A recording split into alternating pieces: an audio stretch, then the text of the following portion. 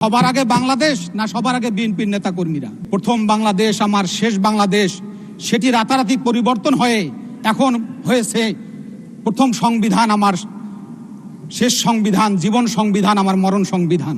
ফ্যাসিস্টরা যেভাবে ওই মীর জাফর ঘোষিটি বেগমরা যেভাবে সিনেমিনি খেলেছিল, আজকে আমাদের ভাগ্য নিয়ে সেভাবে সিনেমিনি খেলা শুরু হচ্ছে কিনা এটি জনগণের মধ্যে সন্দেহ সংশয় বিরাজ করছে। মাননীয় স্পিকার, দেশের মানুষ আজকে যে উদ্বেগ উৎকণ্ঠার মধ্যে রয়েছে, তারা বলেন বিএনপি নির্বাচনের পূর্বে দেশের মানুষের প্রতি যে প্রতিশ্রুতি দিয়েছিল, যে প্রত্যাশা ব্যক্ত করেছিল, সেই প্রত্যাশা থেকে এত তাড়াতাড়ি কিভাবে তারা সরে আসলেন যদি জিজ্ঞেস করা হয়, তখন তারা বলেন যে আমরা তো খুব আশান্বিত ছিলাম, আমরা খুবই খুশি ছিলাম যে বিএনপি বলেছিল সবার আগে বাংলাদেশ।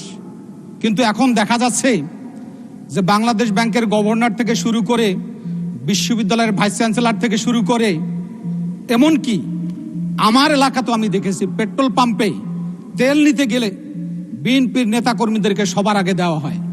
তাহলে এখন জনগণ বলতেছে যে সবার আগে বাংলাদেশ না সবার আগে বিএনপির নেতা কর্মীরা? এখান থেকে সরকারকে ফিরে আসার জন্য দেশের মানুষ অধীর আগ্রহে অপেক্ষা করছেন। মাননীয় স্পিকার, আমরা যখন গণভোটের কথা বলি, গণরায়ের কথা বলি, তখন ট্রেজারি বেঞ্চের মাননীয় সদস্যবৃন্দ বলেন সংবিধানের কথা।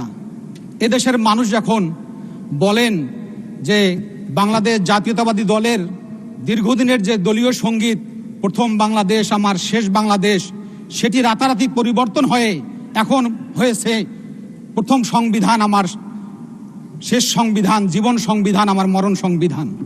এই অবস্থা থেকে যদি বিএনপি ফিরে না আসে, তাহলে আবারও এদেশের মানুষ মনে করবে যে আমাদের ভাগ্য নিয়ে ওই ফ্যাসিস্টরা যেভাবে ওই মীর জাফর ঘোষিটি বেগমরা যেভাবে সিনেমিনি খেলেছিল, আজকে আমাদের ভাগ্য নিয়ে সেভাবে সিনেমিনি খেলা শুরু হচ্ছে কিনা এটি জনগণের মধ্যে সন্দেহ সংশয় বিরাজ করছে। মাননীয় স্পিকার।